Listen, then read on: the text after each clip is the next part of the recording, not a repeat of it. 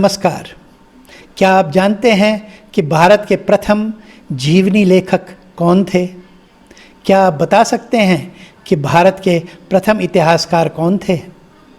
क्या आप जानते हैं कि एक इतिहासकार और साहित्यकार में क्या समानताएं और क्या विरोधाभास हैं? भारतीय संदर्भ में कलहन की प्रासंगिकता क्या है? मेरे इस छोटे से वीडियो में मैं ये प्रयास करूँगा कि आपकी सारी जिज्ञासाएं, आपके सारे प्रश्नों का मैं उत्तर दे पाऊँ। इतिहास दो शब्दों से मिलकर बना है, इति और हास।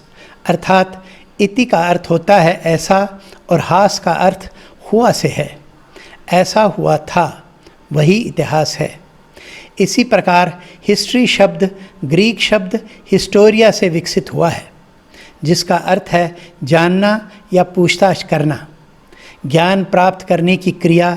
श्रुति और स्मृति की परंपराओं के माध्यम से अभिलेखों को एक पीढ़ी से दूसरी पीढ़ी तक स्थानांतरित करने के अत्यधिक विकसित अवधारणा के कारण भारतीय सभ्यता ने संभवतः ऐतिहासिक घटनाओं को लिखने पर गंभीरता से बल नहीं दिया।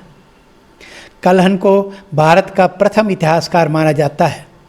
1148 ईस्वी में कलहन ने कश्मीर के शासकों, किंवदंतियों से लेकर 12वीं शताब्दी के राजाओं और रानियों तक का इतिहास लिखना शुरू किया।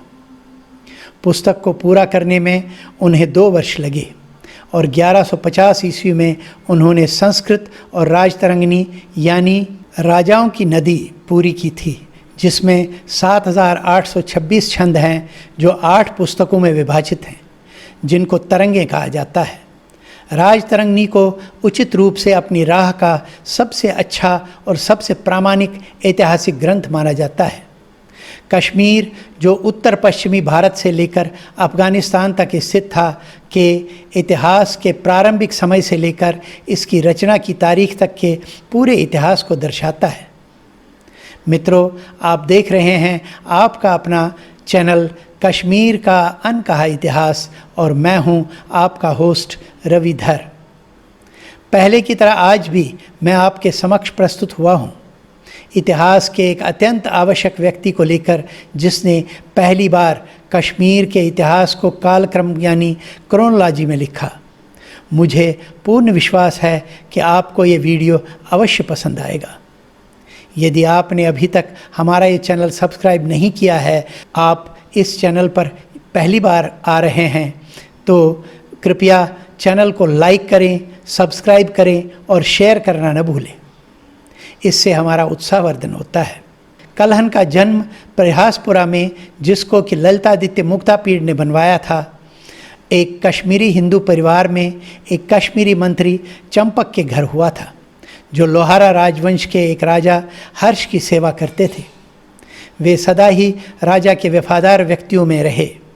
यद्यपि पूरा परिवार शिव भक्त था, परंतु उनका झुकाव बौद्ध धर्म की ओर भी था, जो हमें उनकी बहुचर्चित पुस्तक राजतरंगिणी के एक प्रारंभिक शिव श्लोक से ज्ञात होता है। कलहन को अपनी जीविका कमाने के लिए कभी भी चिंता नहीं करनी पड़ी, क्योंकि वे एक धनी परिवार से संबंध रखते थे। राजतरंगिणी से हमें यह भी ज्ञात होता है कि उन्हें वेद, उपनिषद, पुराण, रामायण, महाभारत, भगवद गीता, बौद्ध धर्म, नीलमत पुराण, काव्यशास्त्र, संगीत, इतिहास, भूगोल व खगोल शास्त्र इत्यादि का अच्छा ज्ञान था। उन्होंने बिल्हन, कल्याण, कालिदास व मनक को बहुत ही गहराई से पढ़ा और समझा था। उनका मानना था कि वही इतिहासकार प्रशंसा का पात्र है जो निष्पक्ष होकर तथ्यों को रखे। राजतरंगिणी में वह 11 प्रामाणिक ग्रंथों की बात करते हैं, जो उनकी राजतरंगिणी का मुख्य स्रोत है।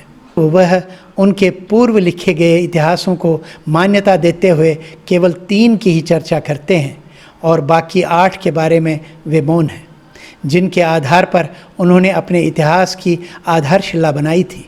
कलहन की प्रतिष्ठा केवल राजनीति के लिए ही नहीं, अपितु एक कुशल कवि के रूप में भी सर्वविद्यमान होती है।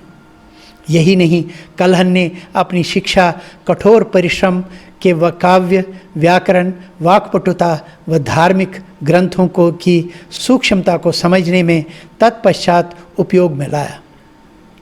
R.S. पंडित, जिन्होंने भी राजतरंगिणी का अनुवाद किया है, कल्हन की प्रशंसा करते हुए उनकी तुलना प्रसिद्ध कवि होमर से करते हैं। कल्हन की उच्चतम काव्य प्रतिभा का परिचय तो अवंतीवर्मन की मृत्यु के समय उनका भगवद गीता का पाठ सुनना या राजा पार्थ की हत्या उनके सौतेले भाई उमातवाणी द्वारा दर्शाया गया उनकी काव्य प्रतिभा से झलकती है। कल्हन की राजतरंगिणी को वैज्ञानिक रूप से सिद्ध करने के लिए शिलालेखों, सिक्कों व साहित्य का सहारा लिया गया है। उनकी राजतरंगिणी में हर समय के ऐतिहासिक व सामाजिक परिदृश्यों को कश्मीर पर व पूरे भारतवर्ष के बारे में दिया गया है, जो कि पंडित कल्हन की ज़बरदस्त समझ का परिचय देती है। माना जाता है कि कल्हन ने इस अद्भुत ग्रंथ को नारानाग के पवित्र तीर्थ में लिखा था, जो कि कश्मीर की सिंधु घाटी में है। वह एक हिंदू ब्राह्मण थे। उनकी राजतरंगिणी में 8 पुस्तकों में से प्रत्येक के परिचयात्मक छंद शिव की प्रार्थना के साथ प्रस्तुत किए गए हैं। ये ध्यान रखना रोचक है कि कल्हन अपने पिता चंपक का उल्लेख वर्तमान कश्मीर में नंदी क्षेत्र के एक उतासी उपासक के रूप में करते हैं। परिवार में उनके पिता का छोटा भाई एक संगीतकार था, जो स्वयं राजा को संगीत की शिक्षा दे रहा था, और राजा ने खुश होकर उन्हें 1 लाख स्वर्ण मुद्राएं पुरस्कार के रूप में दी।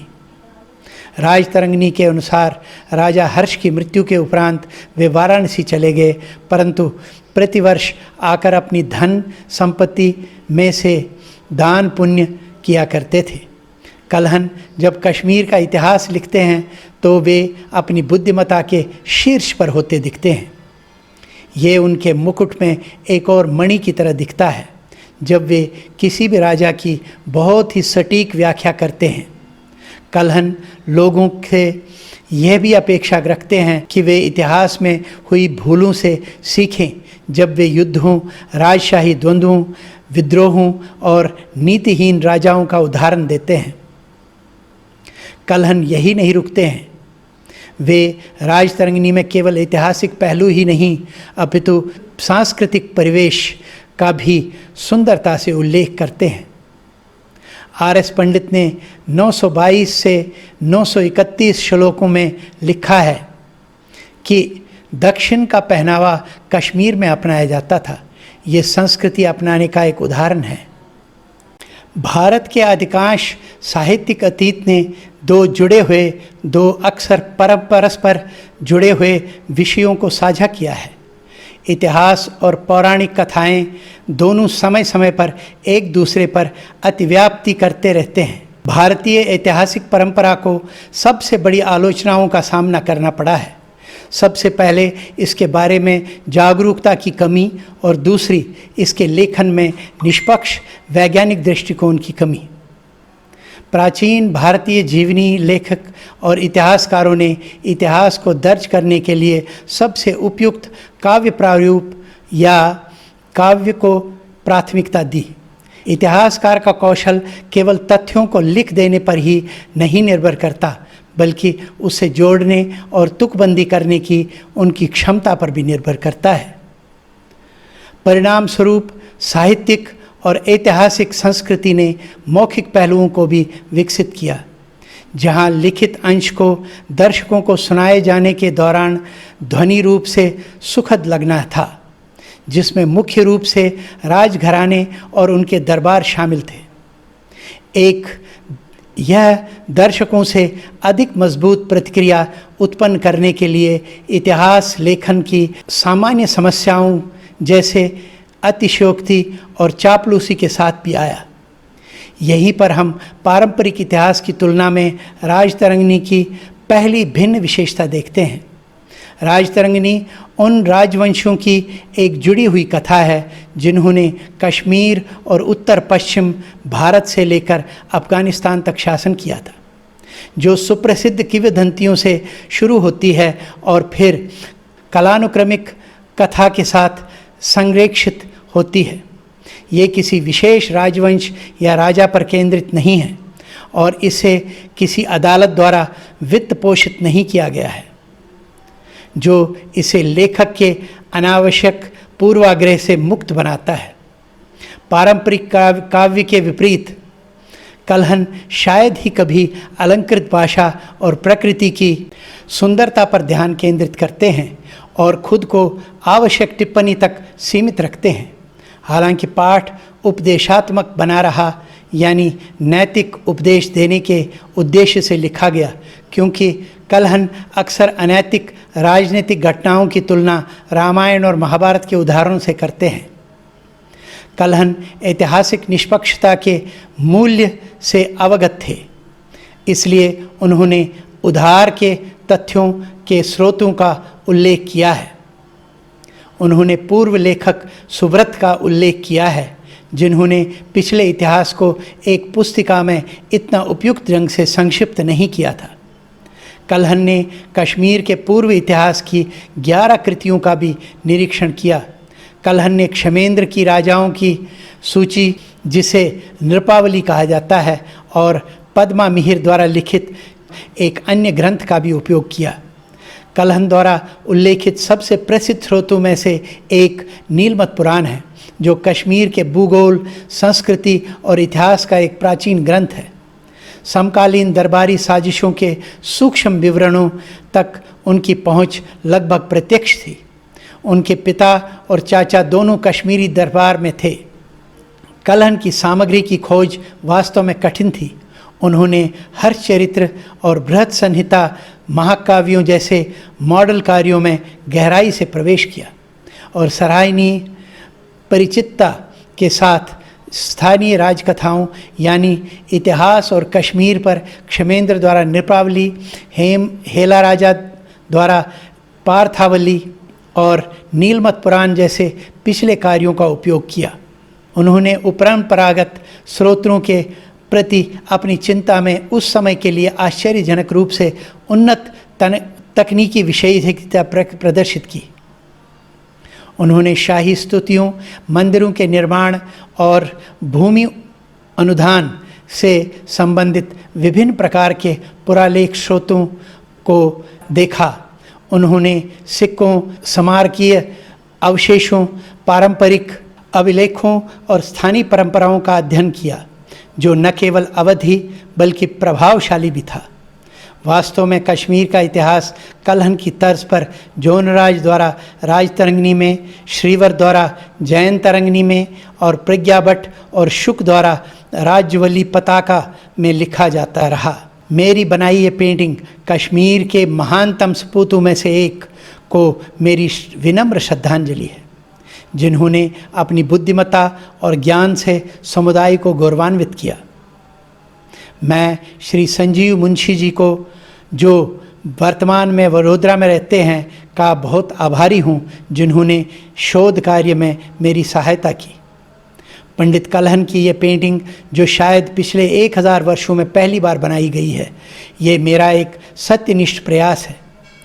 भारतीय इतिहास के एक महानतम इतिहासकार का मैं चित्र उकेरूं। मेरा सौभाग्य है कि आपने इस चित्र को प्रेमपूर्वक अपनाया। इसके लिए आपका आभार व्यक्त करता हूँ। यदि आपको मेरा ये वीडियो पसंद आया तो कृपया कमेंट बॉक्स में अवश्य लिख दें। तब तक जय हिंद, वंदे मातरम।